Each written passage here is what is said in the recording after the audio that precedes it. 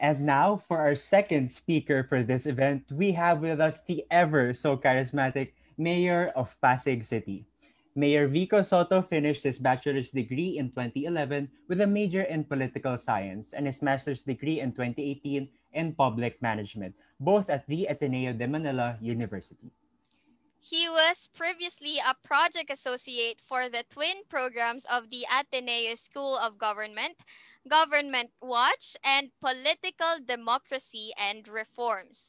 He served one term as a city councilor of Pasig from 2016 to 2019, where he championed the passage of ordinances on citizen participation and freedom of information, with the latter becoming the first local legislation of FOI in Metro Manila. In May 2019, he won as City Mayor of Pasig with a strong push for good governance centered on people's participation and empowerment, transparency and accountability, and a greater focus on education, housing, and health. Ladies and gentlemen, let us all welcome Honorable Vico Sotto. There you go. Good afternoon, Mayor. Again, ladies and gentlemen, let us welcome Honorable Vico Sotto.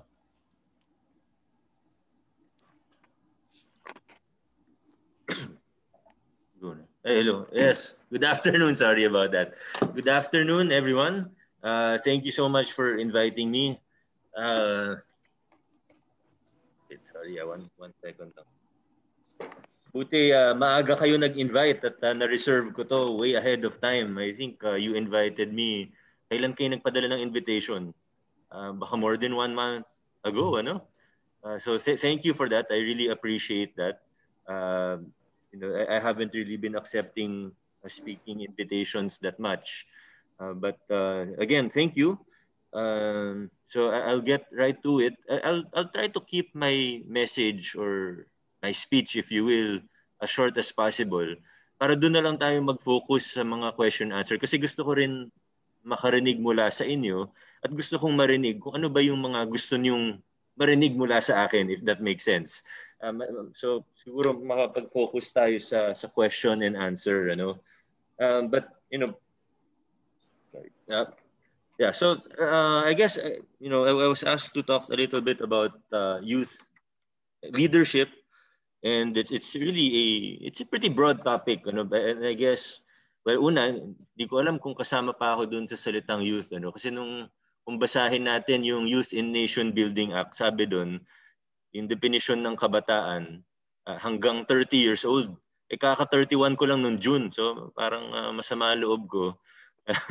Hindi na daw ako kasama doon sa salitang kabataan. In fact, hindi na ako makakaboto sa SK, mga ganun. Pero may ibang definition, kung correct me if I'm wrong, pero sa United Nations yata hanggang 40 naman. So tingin ko, yun yung mas magandang definition para meron pa akong 9 years na bahagi ako sa salitang kabataan. But regardless, however you define the word youth, definitely we are the younger generation. Makiki-generation muna ako sa inyo for the purposes of this meeting.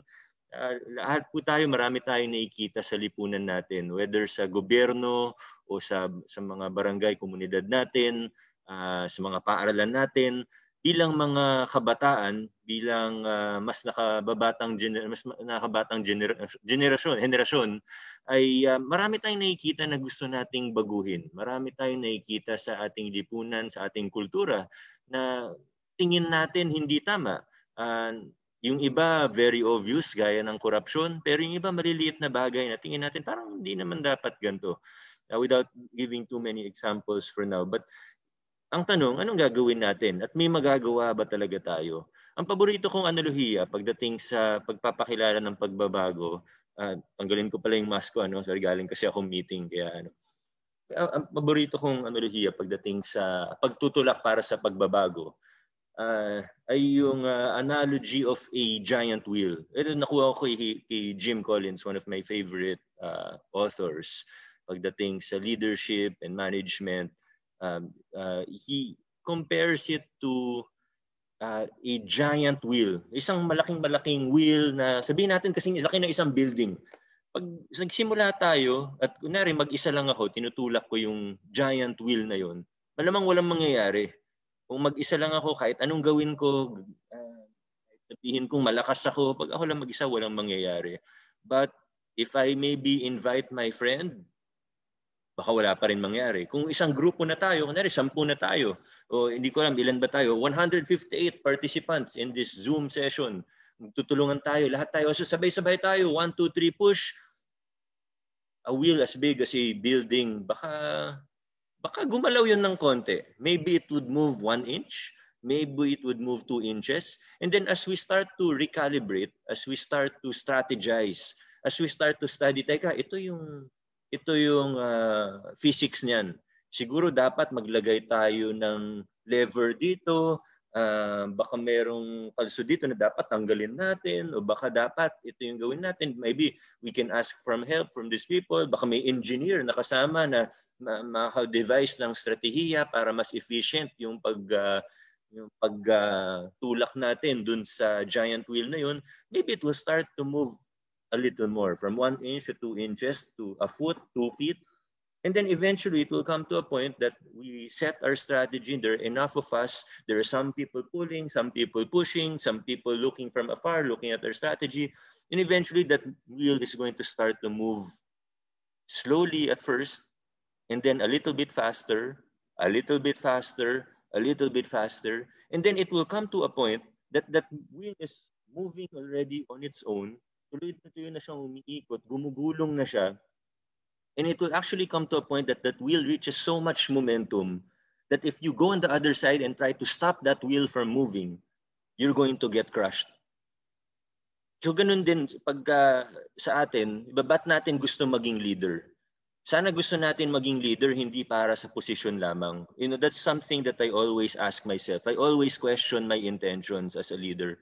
Kasi kung gusto ko lang maging leader para sa, diba, there are a lot of wrong motives, you know. And when I talk about this in person, ngayon medyo limitado tayo kasi via Zoom lang, ano, at subukan lang natin iksian. Pero usually when I talk about this in live or in person, I always ask the students or the young people, ano ba yung mga maling dahilan kung ba't gustong mamuno ng ibang tao? Kasi may mga iba gustong and you know, feel free to interrupt me. You can unmute yourself or you can ano ba yung mga dahilan bakit gustong mamuno ng ibang tao, ba't gustong maging leader ng ibang tao? 'Di ba yung iba gusto kasi yung posisyon.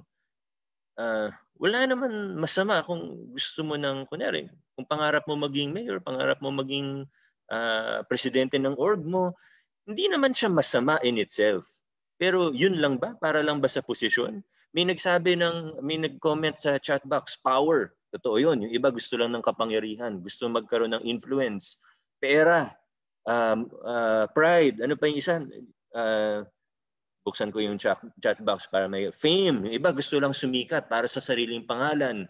These are motives that maybe it's not necessarily wrong in itself. Kunyari yung pera, hindi naman masama ang pera, 'di ba? Pero kung yun lang yung tanging intention mo, ba't gusto mo pumasok? Kunyari gusto mo maging konsehal, tumakbo ka para maging mayor kasi habol mo pera. Mali talaga yun. Kung gusto mo yung posisyon lang, ang tanong, ba't mo gusto yung posisyon? Para ba sa power? Para ba sa influence, sa fame, and other people that have listed their the other intentions, other wrong intentions so yun yung siguro bilang leader. Again, babalik tayo sa tanong, bakit natin gustong i-move yung wheel na yun? Ano ba yung purpose natin? And I hope that as we move forward, whether you're a student or eventually as young professionals, maybe some of you will enter government, but maybe, you know, I don't know, maybe most of you won't enter government, maybe private sector, business, corporate, ang dami nating pwedeng gawin. Ano, hindi lang naman kailangan gobyerno. The question is, as we start to get more opportunities to lead, even as students, you know, members of student organization, civil society organizations, NGOs in the future, I hope that as we get more opportunities, as we develop and as we get older, let's always ask ourselves the question of why. Hindi lang yung how. Yung how kasi madali lang yan eh. Gusto mo magkaroon ng posisyon, gawa ka ng strategy para tumakbo ka or para magkaroon ka ng posisyon sa kung anong organization mo para ma-promote ka sa trabaho mo. But the more important question in everything that we do, and I hope that we always ask ourselves is, bakit? Why do I want to lead? Why do I want to enter this position of leadership? And the thing is, if and I hope it's always related to pushing for change. Kasi kung hindi kailangan ng pagbabago, ba't kailangan ng leader? Kung hindi kailangan ng pagbabago, hindi rin naman kailangan ng leader. Kailangan mo lang ng magaling na manager, someone who will just check if things are running smoothly, whether it's in a private corporation or a local government unit or national government for that matter. If you don't need change, you don't need a leader. On the other hand, if you want change and if you want to see change, then we need to step up and take positions of leadership wherever you may be. Hindi naman, iba, pwede mo sabihin na ako, ano lang naman ako, hindi naman ako nasa posisyon para magpakilala ng napakalaking pagbabago. Huwag tayo mag-ano na kagad na gusto natin sa malaki kaagad. You know, let's just continue to work hard. And one of the most important things is that we align ourselves with people with the same values, with the same principles. Just like going back to the analogy of the giant wheel, dapat nag-align tayo sa mga tao na pareho yung vision, na gusto natin i-move yung giant wheel na yan. We want to push for change. Again, same principles, same or at least similar ideologies, similar beliefs, values. Kasi, again, going back, hindi natin kaya ito mag-isa eh. Kung mag-isa ka lang, at ito yung lagi kong sinasabi, I never miss the opportunity to say this when I speak to young leaders. Pag medyo matatanda yung kausap ko, hindi ko na sinasabi to. Ano? Pero pag mga kabataang leader ang kausap ko, ito lagi ko sinasabi. Ang pinakamalungkot na bagay na nakita ko sa gobyerno, and I've been working on and off with government or engaging government for maybe 8 years. Not the longest experience by any measure, but kahit papano may mga nakita na rin ako in that 8 years. Pinakamalungkot na nakita ko, this is just my opinion, you can agree or disagree, is of course the corruption is angering, nakakagalit ang corruption, but that's not the saddest thing that I've seen. The saddest thing that I've seen is when people enter government or enter positions of power with the right intentions, with good hearts and good motives, but because of the lack of preparation and or the lack of an anchor, wala sila lang mag-isa, hindi nila alam kung anong tamang gawin, hindi sila handa, ay nagagaya din sila dun sa mga nauna sa kanila na corrupt. Gumagawa din sila ng mga corrupt na bagay. Meron akong kakilala, hindi ko na sasabihin, hindi na ako magbibigay ng clue kung sino siya. Matagal na conversation na to. This was maybe 6-7 years ago. I was talking to this person, someone that I really respect and someone that I actually, admire, and I know this person has a really good heart. But when I was talking to this person, I realized hindi niya alam na illegal tumanggap ng kickback mula sa mga kontrata. Akala niya normal yon, at normal talaga siya. Pero hindi lahat ng bagay na normal tama. So, itong tao na to, ang bait-bait, may takot sa Diyos, may paninindigan. Kung makita mo siya, mabuting ama, mabuting anak, mabuting public servant. Pero gumagawa siya ng masama, tumatanggap siya ng pera na illegal. Hindi niya alam. And when I told that person na, actually, hindi mo ba alam na ano yan? Na illegal yan? Pwede kang makasuhan. That person was really shocked. So, kumbaga, yun yung pinakamalungkot na nakita ko sa experience ko. Again, my limited experience. There are a lot of people more experienced than I am. But that's the saddest thing that I've seen. Kasi kung masama talaga yung tao, magagalit ka sa kanya, ba't gumagawa siya ng masama? Pero hindi ka malulungkot, di ba? Pero ang lungkot talaga, pag tama yung intensyon, magandang hangarin, pero napupunta sa mali.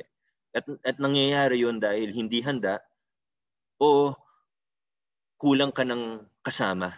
Kailangan meron tayong kasangga, kailangan meron tayong kasama, hindi pwedeng mag-isa tayo. That giant wheel is not going to move. It's just, you're just going to get crushed if it's just you. Kasi yung binabangga